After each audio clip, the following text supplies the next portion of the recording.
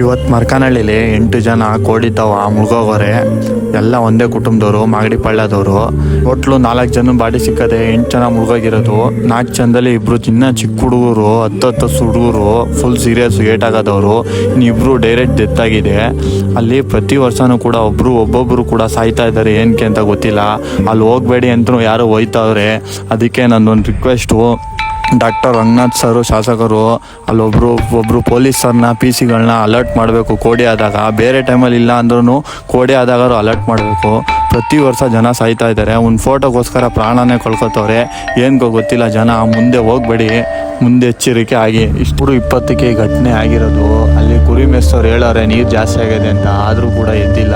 ಏನೋ ಗೊತ್ತಿಲ್ಲ. ಜನ ಗೊತ್ತಾ ರಿಕ್ವೆಸ್ಟ್ ಮಾಡ್ಕೊತಾ ಇರೋದು, ಎಲ್ಲರೂ ಕಮೆಂಟ್ ಮೂಲಕ ತಿಳಿಸಿ. ನಮ್ಮ ರಂಗನಾಥ್ ಸರ್ ಶಾಸಕರಿಗೆ ಹೇಳಿ, ಮತ್ತು ಪೊಲೀಸ್ ಸಿಬ್ಬಂದಿಗಳಿಗೆ ಹೇಳಿ, ಅಲ್ಲ ಒಬ್ಬರು PC ನ ಅಲರ್ಟ್ ಮಾಡೋಕ್ಕೆ ಹೇಳಿ. ಮುಂದೆ ಯಾವುದೇ ಈ ಥರ ಘಟನೆಗಳಾಗಬಾರ್ದು.